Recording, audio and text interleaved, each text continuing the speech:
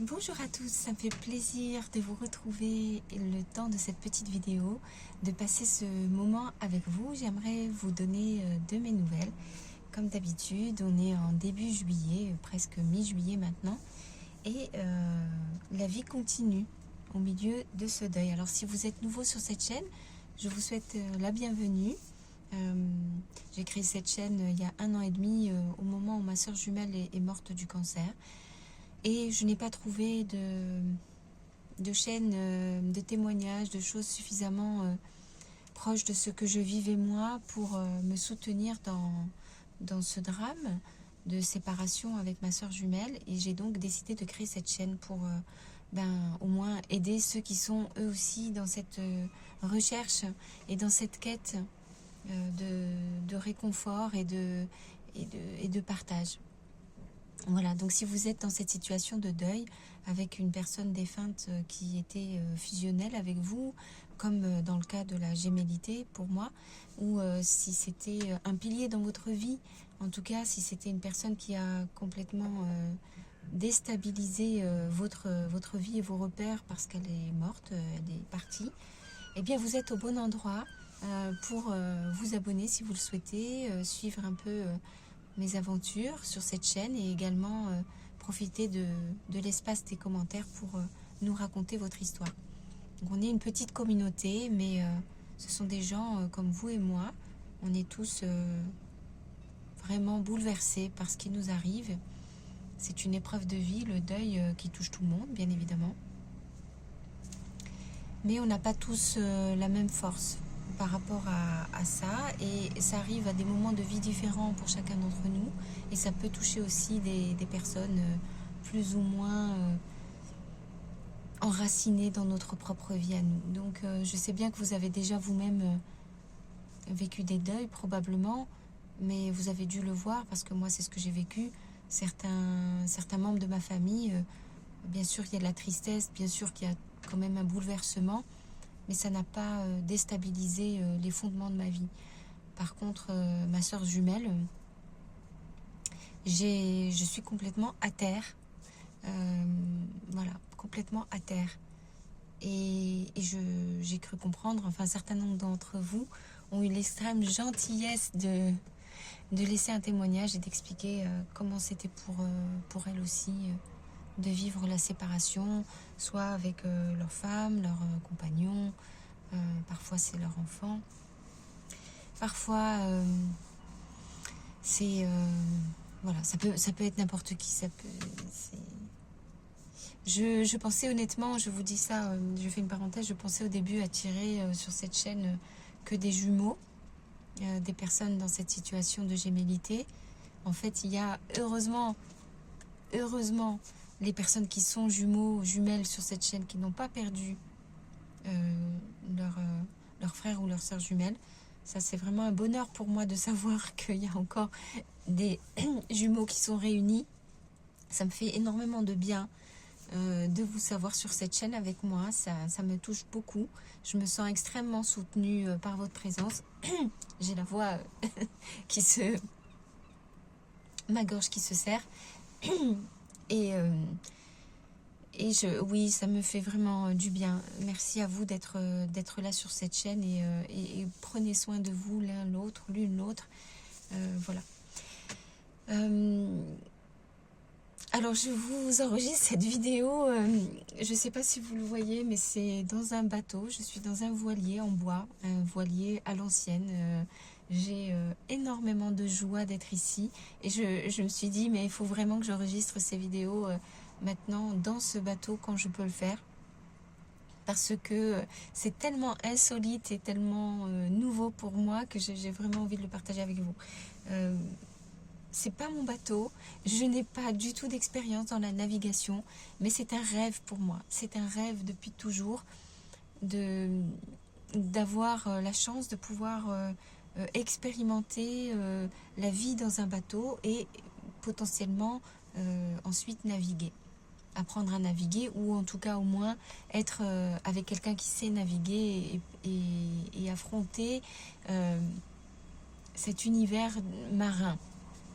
Bon, alors c'est pas rien en fait, contrairement à ce qu'on pourrait croire. Quand on est en deuil, on a énormément de peurs qui remontent à la surface. Je sais pas pour vous comment ça s'est passé, mais pour moi, pendant la maladie de ma sœur, pendant qu'elle avait le cancer, ça a duré 4 ans et 4 mois, j'allais dire redéveloppé, non, j'ai commencé une phobie que je n'avais pas. J'ai commencé une phobie que je n'avais pas, et c'est la phobie des araignées. Alors, j'ai toujours été en contact avec des araignées dans ma vie. Je n'ai jamais eu le moindre problème avec les araignées et avec les animaux en général, avec les insectes non plus. J'ai vraiment côtoyé dans ma vie des araignées régulièrement. Je ne dis pas que j'étais à l'aise, hein, j'ai jamais touché des araignées, jamais quoi que ce soit. Je fais juste une parenthèse là, je suis impressionnée de moi-même, d'être capable de vous le dire, là, d'être capable de parler. Parce que je suis en train de parler et tout d'un coup, là, il y a mon cerveau qui m'a dit tu es en train de prononcer le mot interdit. Donc vous voyez que je fais des progrès. Donc j'ai vraiment développé une phobie, une vraie phobie, c'est-à-dire que pendant que ma sœur jumelle, dès le début, elle a développé ce début de cancer, j'ai été mise en contact avec des araignées de jardin très grosses, avec une forme bien particulière, et tous les jours. C'est-à-dire que j'ai demandé de l'aide à mon voisin et ma voisine qui n'avait absolument pas peur des araignées, de les retirer, parce qu'il est hors de question pour moi de tuer un être vivant. Dans la mesure du possible, je préfère éviter. Et c'est pas parce que j'ai peur que je vais tuer. Voilà, c'est pas du tout envie de faire ça. Donc, j'ai demandé de l'aide, et heureusement, il y a des techniques pour arriver à, il me semble, à faire sortir les araignées sans les blesser, en utilisant la technique du bocal en verre, et de glisser une fiche Bristol ou un papier cartonné un peu épais pour fermer. En fait, on place le bocal, mettons, voilà, je le place contre le mur, c'est-à-dire qu'il faut que je vienne m'approcher de l'araignée et poser, l'emprisonner en fait dans le bocal contre le mur, et à ce moment-là, arriver à glisser la fiche cartonnée à l'intérieur pour pouvoir faire comme le mur et me déplacer avec, et ensuite aller dans le jardin et lui proposer un meilleur avenir. C'est évident que c'est pas possible pour moi, parce que je peux pas m'approcher d'une araignée, c'est même pas la peine. Quand elle est là, moi je vais dans l'autre sens. Donc j'ai demandé de l'aide à mes voisins, et les deux étaient tout à fait à l'aise avec les araignées. Ils m'ont sauvé plusieurs fois comme ça. Mais j'ai vécu dans la peur comme ça, et ça a augmenté, au point de devenir une véritable phobie, au point que la moindre petite araignée, mais vraiment minuscule, dans ma tête, ne correspondait pas à sa taille. Je la voyais énorme, je figeais, et je bloquais complètement. Je bloquais, c'était un face-à-face entre elle et moi. Je ne pouvais plus bouger, j'étais emprisonnée dans l'espace où elle était. Et j'ai eu vraiment plusieurs rencontres comme ça, extrêmement angoissantes.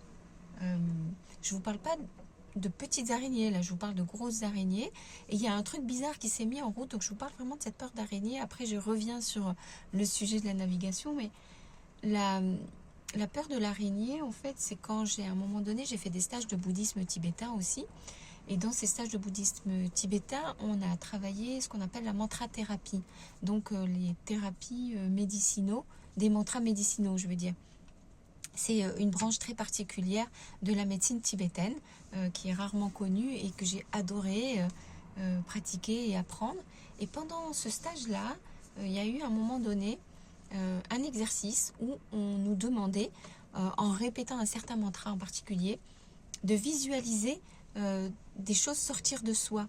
Voilà, c'est vraiment un exercice de concentration, visualisation. Les gens appellent ça de la méditation, mais en fait, concrètement, c'est un exercice actif du mental pour visualiser et, si possible, percevoir aussi ce dont on parle. Pour qu'on rentre vraiment dans l'expérience, je pense que vous le savez maintenant, une pensée ne peut vraiment prendre racine dans la réalité que si elle est ressentie. Et le problème, c'est que ça a marché. Donc, une des propositions, c'était d'imaginer justement quelque chose dont on a peur, qu'on n'aime pas, s'évacuer de notre corps. Et moi, j'ai voulu faire l'exercice, j'étais hyper en confiance. C'était la fin du stage, je me sentais super bien. Et j'imagine des millions de petites araignées sortir de moi. Et justement disparaître, voilà. Et je me suis dit, waouh, la vache, ça marche super bien. Je ne m'attendais pas à être capable de visualiser les choses comme ça. Mais il faut savoir que je venais de passer un stage, donc j'étais hyper entraînée et ma capacité avait augmenté à ce moment-là. Et je me suis dit, là, il n'y a pas de doute, j'ai vraiment réussi mon exercice. Et bien, le soir même, je me retrouve avec 2 rencontres d'araignées extrêmement fortes, comme si il y avait ce côté un peu, maintenant tu es prête à, affronter ta peur. Donc, on va te la présenter à nouveau. Voilà, on va te la présenter à nouveau. Et cette peur, en fait, elle s'est présentée sous la forme d'une araignée noire, mais ronde, extrêmement épaisse. C'est affreux. Et c'est quand je suis rentrée dans mon dortoir, il n'y avait que moi dans cette pièce-là, il n'y avait que 3 lits. Au moment où j'allume la lumière, je vois qu'elle est juste à côté de l'interrupteur. C'est-à-dire que, on dirait qu'elle s'est placée là où j'allais poser la main, en fait.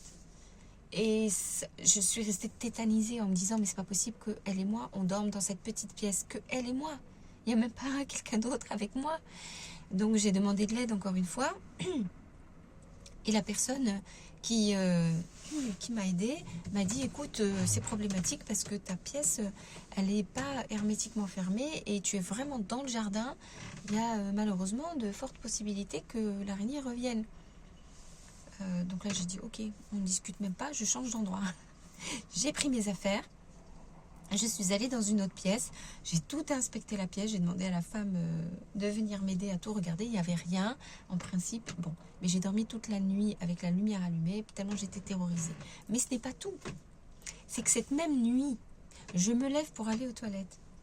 Donc je sors de ce bâtiment, qui est l'espace de méditation, je contourne le bâtiment pour aller dans le bâtiment des toilettes, qui est juste derrière, et dans le jardin. Je rentre dans le bâtiment, c'est juste une petite pièce avec des douches et des toilettes. Tout va bien. Et au moment de sortir, donc là c'est la nuit, j'ai amené une petite lumière avec moi. Au moment de sortir, je vois au-dessus de la porte, donc du porche, la porte est ouverte. Je vois, je ne sais plus si la porte est ouverte ou pas. En tout cas, au-dessus, il y a cette énorme araignée, la même qu'il y avait dans ma chambre, la même. Peut-être que c'était la même, parce que c'était juste à côté de l'ancienne chambre. Et là, je me dis, bon, là, ça va pas être possible. En effet, je peux ouvrir la porte, mais l'araignée risque de tomber sur moi. Donc, je reste comme ça et je reste coincée. Je suis enfermée dans la salle de bain, toute seule, au milieu de la nuit, et je peux rien faire. L'araignée en question était vraiment, vous savez, posée comme vous voyez là, posée au-dessus et ne bougeait plus. Totalement immobile. Et je suis restée à attendre un certain temps comme ça, en me disant, mais qu'est-ce que je fais? Et au bout d'un moment, je me suis dit, bon, le mieux que je puisse faire, c'est de lui faire peur. Et comme ça, elle va tomber au sol et avec un peu de chance, elle va partir. Je ne vous raconte pas la négociation avec moi-même. C'est question de survie, là. Donc, je me rapproche de la porte, je mets la main sur la poignée, et là, donc déjà, je ne vous raconte pas le courage que j'ai eu, et là, je prends la porte, je l'ouvre hyper fort, hyper vite, en me disant, c'est bon, elle va avoir la peur de sa vie. Pas du tout. Elle reste comme ça, et je me dis, c'est foutu. Excusez-moi, je suis de nouveau dans l'image, c'est pour ça. Je me dis, là, c'est vraiment, ça y est, c'est trop tard, je ne sais pas quoi faire. En fait, je lui ai effectivement fait peur, mais une araignée, contrairement à ce qu'on croit, elle ne part pas tout le temps, quand elle a peur, elle ne part pas forcément fuir, voilà, comme ça, c'est pas systématique en fait, c'est pas une réaction systématique. Et donc finalement, j'attends, je me dis, bon, qu'est-ce que je fais maintenant, etc. Et finalement, ce que j'ai fait, c'est que je me suis dit, si je pars en courant, en passant sous la porte, en réalité, ce qui va se passer, c'est que je vais avoir l'araignée qui va me tomber dessus. Voilà, parce que je vais déplacer l'air, je vais passer dessous en fait. Donc elle a tout le temps de me tomber dessus. Et là, c'est carrément l'angoisse absolue. C'est hors de question de prendre ce risque-là. Je ne sais pas quoi faire. Je suis désolée, je ne peux pas aller plus vite parce qu'en fait, plus je progresse dans cette histoire, plus j'ai peur. Donc je recule autant que ce que j'ai vécu à ce moment-là. Et finalement, je finis en fait par bousculer la porte, faire du bruit, taper sur le mur, vraiment pour lui faire peur. Et en effet, elle est tombée comme une pierre. Donc je ne me suis pas trompée en fait. Elle était vraiment... je ne savais pas, mais la stratégie des araignées, c'est de faire les morts. Donc en fait, elle est tombée comme une pierre, c'est-à-dire avec la gravité exactement verticale. Donc en effet, si j'étais passée, il y avait un risque qu'elle tombe verticale, juste au moment sur ma tête. C'est rien que de dire ça, déjà là j'ai mal, j'ai peur. Et donc elle est tombée comme une pierre. Et là par contre, elle a retrouvé évidemment son instinct de survie qui a été de partir à l'extérieur, dans le jardin, dans les fourrés. Immédiatement, elle a disparu de ma vue. Là, je pense que j'ai eu une grâce divine. Voilà. Donc non, je n'étais pas prête à affronter mes peurs. Ce stage que j'avais fait donc de mantra-thérapie et ce dernier exercice en bout de course où je me suis dit, ça y est, je déchire tout, c'est bon, je suis capable de me confronter à mes peurs et là c'est certain et tout, elle n'a pas du tout. Je me suis effectivement confrontée à ma peur, elle n'a pas du tout été réglée, elle n'a juste que fait réactiver puissance 1000 ma peur donc pour sortir, ce que j'ai fait, c'est que j'ai bondi. Vous imaginez, à la hauteur de mes jambes, je ne suis pas très grande, j'ai fait mon maximum pour réussir à bondir. Elle n'était plus là, hein, mais moi, dans le noir, avec un jardin touffu autour. Je me suis dit, mais qu'est-ce que je fais? Donc j'ai bondi sur le sentier et je suis partie en courant sans demander mon reste. Je suis allée me réfugier dans cette petite chambre, à lumière, allumer les yeux comme des phares, en me disant, vivement demain, il faut que je sorte d'ici. Et je ne suis plus jamais retournée dans cet endroit-là. C'est un hasard, mais en fait je me sentais pas capable d'y retourner, hein, parce que tant que j'avais pas réglé mon problème, je voyais pas à quel endroit je pouvais dormir en toute sécurité. Donc voilà, c'est important pour moi de vous parler de ces peurs parce que le deuil, c'est aussi ça, c'est la peur de la mort. Et après avoir fait des recherches, évidemment, je suis tombée sur les explications. C'est très difficile de trouver ce que signifie réellement la peur de l'araignée parce que ça ne correspondait pas vraiment à ce que je ressentais. Souvent, on va penser à la toile d'araignée, le fait d'être prisonnier, d'être pris au piège, d'être pris dans une matrice. On pense souvent à la mer, le côté féminin. Mais là, je voyais pas du tout le rapport. Il n'y avait pas de rapport particulier et pas particulièrement maintenant. Donc ça ne me parlait pas en fait. Je restais comme ça sur cette hésitation sans savoir vraiment ce que ça pouvait être. Ensuite, en continuant mes recherches, j'ai appris que effectivement, souvent, on dit que le cancer est aussi représenté par le crabe. Et c'est vrai que j'ai peur des crabes aussi. Ça, par contre, j'ai peur des crabes depuis que je suis petite. Donc, je sais pas. Je suis née au bord de l'océan et quand j'étais petite avec ma soeur jumelle, bien évidemment, vous en doutez, on a beaucoup joué dans le sable, on a joué dans les rochers. On a exploré le monde marin, pas le monde marin, mais le monde littoral, côtier, tout le temps, chaque année, on connaissait absolument tout. Et effectivement, il y avait un passage terrorisant pour moi. J'ai l'impression que je fais mes confessions intimes là, mais c'est vrai que c'est ça. Mais ça va peut-être vous parler à vous aussi si vous avez des phobies et des peurs. J'aimerais bien que vous me disiez si c'est vraiment au moment où la personne défunte a développé peut-être sa maladie ou le problème, ou est-ce que c'est au moment où vous avez su qu'elle allait mourir, ou au moment où elle est morte. En tout cas, est-ce que c'est quelque chose qui est apparu dans votre vie aussi, cette phobie de quelque chose? Et si c'est le cas, s'il vous plaît, dites-le moi en commentaire. C'est un sujet qui m'intéresse et je pense que je vais essayer quand même de le développer et continuer à réfléchir là-dessus. Donc ça m'aiderait beaucoup d'avoir vos commentaires. Et donc je reviens à cette petite parenthèse, c'est que sur cette plage où on habitait en été, ma soeur jumelle et moi, avec ma famille, eh bien il y avait cette zone de rochers. C'est voilà, une grosse zone de rochers. À un côté c'est la plage, donc c'est très doux, il y a une pente douce. Et puis de l'autre côté c'est vraiment un peu comme une falaise, pas à ce point, mais c'est pas loin d'être quand même assez une falaise. Et il y a des grosses vagues qui viennent et tout. Donc c'est un milieu très riche, c'est magnifique. Des fois, on allait récolter des moules sur le côté justement dangereux. Il y avait beaucoup de sensations parce qu'il y avait des grosses vagues et il fallait faire attention. Et si vous avez suivi la vidéo que j'ai postée sur le film Papillon, je vous parle de ces fameuses vagues.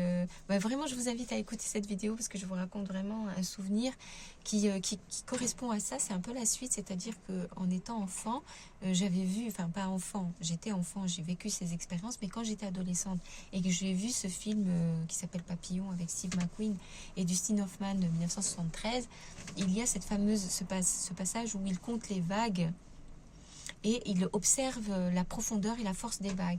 Et ça, je l'ai fait quand j'étais enfant, parce que c'était tellement impressionnant de voir les vagues arriver, se casser sur la roche, et quand elles s'en allaient, découvrir toute la vie qui s'installait sur les rochers, donc les moules et les différentes choses, quoi.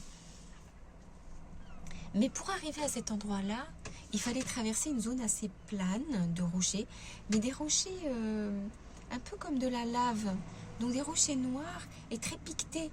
En gros, si tu marches pieds nus dessus, ça te fait hyper mal en fait. Et c'est pas ça le problème. Le problème, c'est que c'est une zone qui est immergée par l'eau très souvent. Donc vraiment, les vagues reviennent dessus. Et on n'y va que en marée basse, où on sait qu'on peut y aller sans danger. Sauf que là, vivent énormément de mini-crabes. Voilà. Des mini-crabes, hein, c'est pas...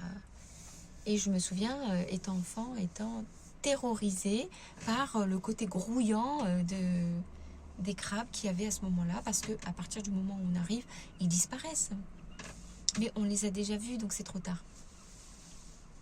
Et donc voilà, la piste que j'ai, c'est la maladie du cancer est représentée très souvent par la forme du crabe. Et le crabe, l'araignée de mer, je ne sais pas. Si vous voyez une explication dans tout ça, j'aimerais vraiment écouter et lire vos commentaires. Parce que moi, j'ai pas su aller plus loin que ça. Voilà. Je sais que parmi vous, il y a des personnes qui sont très avancées sur le chemin, parfois du chamanisme ou de la psychologie, en tout cas, quel que soit votre domaine, ou simplement votre expérience ou votre ressenti. Vraiment, c'est tout à fait bienvenu de mettre un commentaire sur ce sujet-là. Pareil, si jamais c'est quelque chose qui vous intéresse aussi, vous pouvez me le laisser en commentaire et je peux développer quand même des sujets peut-être qui vous touchent vous plus que moi. Mais l'objectif quand même de cette chaîne, c'est de témoigner, de partager tout ce qu'on vit, nous, quand on est dans un deuil. Voilà, donc je reviens à mon histoire. Les araignées, les phobies, quand on est en deuil, apparemment c'est normal. Apparemment, il semblerait que, évidemment, le deuil, en tout cas, moi, il s'agissait de la maladie mortelle, donc il n'y avait pas encore de deuil, il n'y avait pas encore cette question de deuil. Mais quand on approche cette thématique-là de l'existence humaine, on a tendance à se confronter à la peur primordiale qui est la peur de la mort. Apparemment, tout autant que nous sommes, plus ou moins avancés ou moins avancés sur le chemin spirituel, philosophique, de vie ou ce que vous voulez, on a tous peur de mourir. Ça semble apparemment engrammé à l'intérieur de nous. C'est une peur qui est fausse, qui ne sert à rien, mais apparemment, ce serait une des peurs primordiales qu'on a tous et elle peut prendre différents visages. Alors, l'anxiété face à la maladie, l'impuissance vis-à-vis de quelqu'un qui risque la mort, pour moi, a clairement développé cette peur-là. Voilà. Donc maintenant, pourquoi je vous parle de ça? Parce que je vous parle vraiment de cette thématique des peurs. Parce que dans la navigation, je retrouve cette peur primordiale. En fait, depuis que je suis petite, j'adore le monde marin. Maintenant, vous le savez, je suis née au bord de l'océan, j'ai l'habitude de nager, je nage très bien, je me sens à l'aise dans l'eau. J'adore l'univers, en fait, la fraîcheur de l'eau, la chaleur du sable, le contraste, etc., etc. Il n'empêche que je continue d'avoir peur. Je continue d'avoir peur de quoi? Justement, j'ai du mal à mettre des mots dessus. Et quand on est dans le deuil, donc maintenant moi c'est ce qui m'arrive, je suis dans le deuil, j'ai malheureusement été confrontée à la question de la mort. Étant jumelle, j'ai moi-même vécu la sensation de mourir. Je suis encore en train de me chercher parmi les vivants. Je ne sais pas bien si je suis morte ou si je suis vivante. Alors là, c'est pareil pour vous. Dites-moi si vous aussi, vous vous sentez complètement en décalage avec le monde réel. Parce que vraiment, pour moi, je suis réellement morte. Et en même temps, je suis réellement vivante. Je n'arrive pas vraiment encore à trouver ma place. Et je suis en train de le créer. Et quand j'ai décidé d'accepter cette invitation de venir sur ce bateau et donc d'expérimenter une sortie en mer, je me suis dit, là, je vais au-devant des problèmes. Parce que je ne suis pas dans une situation où je suis rassurée par la vie, dans des bons fondements, bien ancrés, bien posés, machin. Pas du tout. Je suis vraiment dans une peur en ce moment, dans une détresse, dans une telle tristesse et dans une incompréhension de la mort et de la vie. Et aller comme ça dans les grands flots, ça va être très difficile. Et j'ai eu peur, effectivement, que ça déclenche une crise de panique. Donc ça, on n'en parle pas souvent. Hein. De quand on est en deuil, en fait, on est plus sensible à la peur. C'est... bon, ça dépend des gens, mais moi, j'ai un terrain anxiogène déjà au départ, depuis ma naissance. Et donc, ça se réactive très, très vite. Et en prenant mon courage à deux mains, j'ai accepté cette invitation. Je suis allée faire cette sortie en mer. Et à un moment donné, et ça allait bien, ça allait bien. Mais là où j'ai commencé à avoir peur, c'est quand j'ai pris la barre, en fait. Je me suis sentie à la barre, en fait. Et c'est pas une impression, c'est vrai. Et je devais orienter le bateau. Pardon. Vous voyez, j'ai la gorge qui de nouveau se serre. Je devais manœuvrer pour que... j'ai pas d'expérience, hein. Mais là, c'était juste quelques minutes. Vous affolez pas. C'était pas... Puis la mer n'était pas démontée. C'était très tranquille. Il y avait quand même quelques vagues, mais voilà, c'était tout à fait jouable. Donc, je prends la barre pour expérimenter la sensation de naviguer et puis de jouer avec les vagues. Est-ce que je me mets face aux vagues? Est-ce que je me mets de profil? Comment je fais pour avancer? Et les voiles, parce que c'est un voilier. C'est ça qui est extraordinaire. C'est de ressentir la force du vent. La force des vagues, le creux des vagues, enfin c'est une expérience incroyable. Si vous avez l'occasion un jour, comme moi j'ai cette chance incroyable de pouvoir faire cette expérience-là, c'est se reconnecter à la sensation du vivant, mais à un point incroyable. Et aussi à l'univers tout entier. Parce que la force du marin, c'est quelque chose de... ça passe pas inaperçu, c'est vraiment très fort. Et à un moment donné, je me vois partir avec le port derrière soi, droit devant, les vagues qui pour moi, comme pour le cas de l'araignée, devenaient de plus en plus vertigineuses alors qu'elles n'ont pas changé de taille. Mais j'ai commencé à avoir des creux de plus en plus creux, des hauts de plus en plus hauts, je sentais de plus en plus les sensations dans mon corps et je me disais mais je vais me cracher. J'ai l'impression que à ma main allait devenir folle et que j'allais faire basculer le voilier et que nous allions couler. Et j'ai développé une crise de panique. Juste le démarrage de la crise de panique. Et je me suis dit, non, non, pas ça. Mais je voulais le faire. Je voulais le faire parce que je voulais voir dans quel état j'étais. J'avoue que je n'étais pas complètement sûre, mais maintenant je peux vous l'assurer. Oui, quand on est en deuil et qu'on est déjà une tendance à l'anxiété, on est déjà quelqu'un d'anxieux, eh bien le deuil développe, et la maladie, etc., développe ou réactive des peurs. Voilà. Et je vais donc dans cette expérience-là, je commence une crise de panique, je m'arrête immédiatement, je demande à la personne de reprendre la barre, et là, la panique ne s'arrête pas. Pourquoi? Parce qu'on continue à aller vers le large. La peur de l'inconnu, la peur du large, la peur de s'éloigner du monde connu. Enfin, on peut voir énormément de symbolique là-dedans. Je peux vous assurer que c'est réel. Je me suis vraiment confrontée à ma peur. En fait, nager et être dans l'eau n'est pas quelque chose qui me fait peur. Par contre, le côté vertigineux, on parle toujours du vertige de l'altitude. Mais en fait, le vertige de la vastitude, moi je dirais que c'est plutôt ça qui provoque le vertige.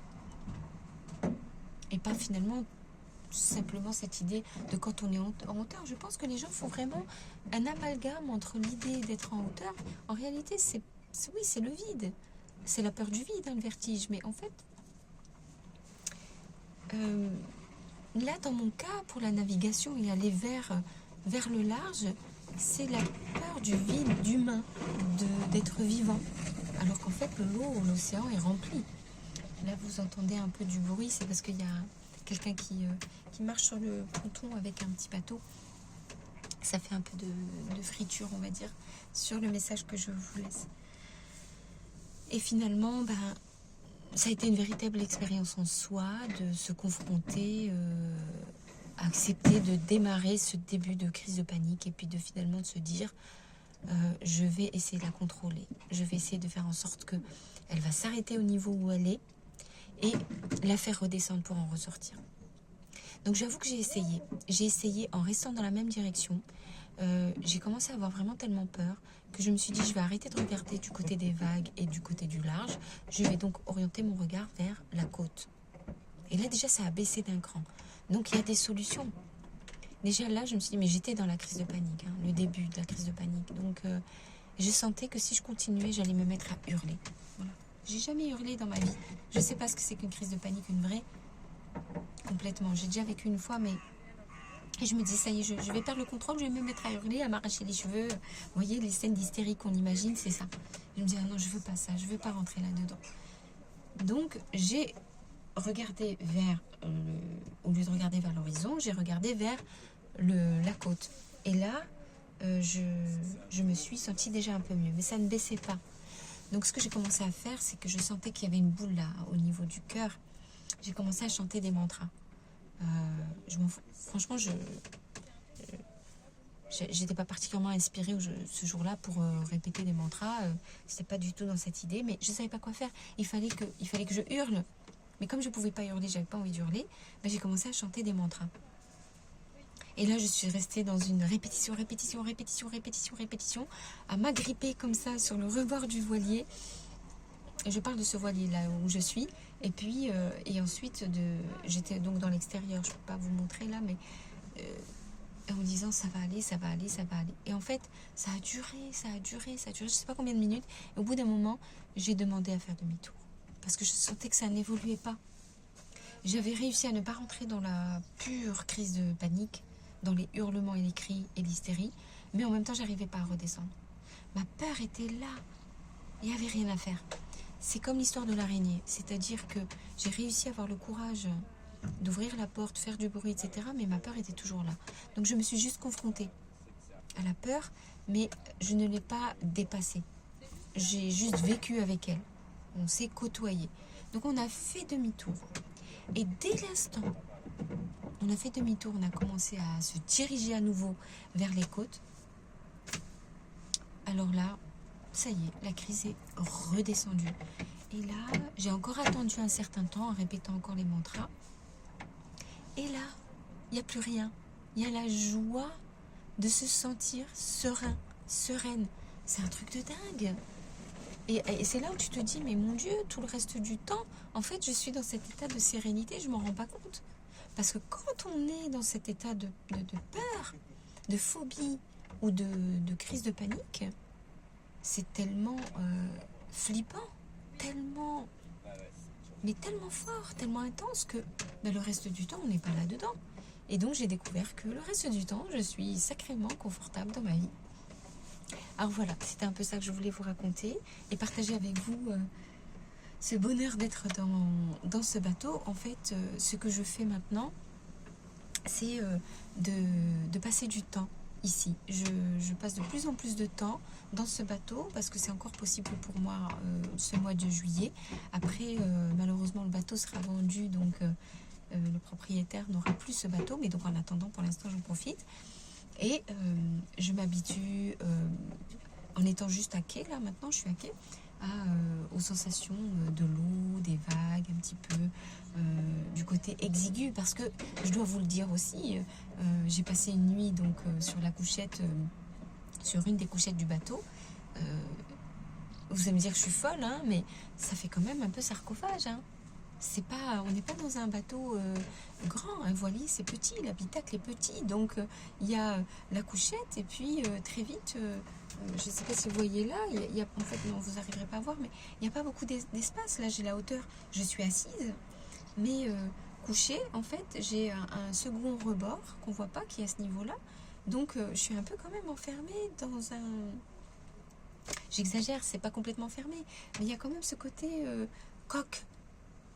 Et arriver à dormir dans un habitacle aussi petit, aussi enfermant, sur l'eau, qui est soi-disant pas notre milieu naturel, hein, avec le mouvement de l'eau. J'ai oublié de vous dire, mais la première fois, j'ai eu un mal de mer pas croyable en étant juste ancrée à la bouée, hein. C'est-à-dire que j'étais pas au large, mais j'étais pas non plus dans le port. J'étais entre les deux, donc il y avait quand même les vagues. Je sentais quand même un peu les vagues. Ben, j'ai eu le mal de mer la première soirée, et le lendemain matin, on réveille. Et puis après, c'est parti. Bon, depuis, le bateau a changé d'endroit. Maintenant, je suis sur un endroit qui est, on va dire, beaucoup plus calme, parce que c'est sur un... C'est comme un fleuve en fait, donc on n'est plus du tout avec le problème de la marée, des vagues et tout ça, mais ça reste quand même de l'eau. Je sais pas pour vous si vous connaissez les péniches à Paris qui sont amarrées sur le bord de Seine, c'est un peu la même chose. Bon, évidemment la taille n'est pas du tout pareille, mais vous êtes sur le ponton et donc il n'y a pas beaucoup de mouvement. Et c'est hyper agréable, c'est vraiment génial. Voilà. Alors si vous êtes comme moi, quand vous étiez enfant, vous aimiez jouer aux pirates, aux corsaires, avec de jouer dans cet univers, dans ce petit habitacle, je vous assure que c'est hyper agréable. Donc voilà, j'ai eu le bonheur d'avoir trouvé un espace de jeu qui me permet non seulement de vivre du bon temps, d'avoir l'impression de progresser sur ma conscience du côté quand je suis à terre, quand je suis sur l'eau, sur ma conscience de ma capacité d'adaptation. En fait, ça travaille énormément de choses. Et en même temps, j'ai eu la possibilité de me confronter à ma vraie peur. C'était juste une fois. Je pense que j'aurai peut-être l'occasion, j'en sais rien, de le faire une autre fois. Mais j'ai peur. J'ai toujours aussi peur. Hein. Et c'est là, hein. Mais voilà, en tout cas, je voulais partager ça avec vous parce que la thématique des peurs, pour moi, est carrément sous-évaluée. On n'en parle pas du tout dans le monde du deuil. Et ça peut être n'importe quoi. Ça peut être, je ne sais pas si ça vous arrive, mais ça pourrait très bien être la peur du monde extérieur, ne plus vouloir sortir, ne plus pouvoir faire confiance, ne plus se sentir, oui c'est ça, suffisamment optimiste pour prendre des risques, on va avoir tendance à se replier sur soi-même, ou est-ce qu'au contraire, vous avez cette attitude de prise de risque excessive pour jouer avec la mort en fait, pour vous rendre compte est-ce que vous êtes vivant. Enfin, vous voyez quand même que c'est pas si simple que ça. Alors j'espère vraiment que vous allez apprécier cette vidéo. Si c'est le cas, n'hésitez pas, mettez-moi un pouce sur cette vidéo et puis racontez-moi dans vos commentaires comment ça se passe pour vous. Abonnez-vous pour avoir la suite.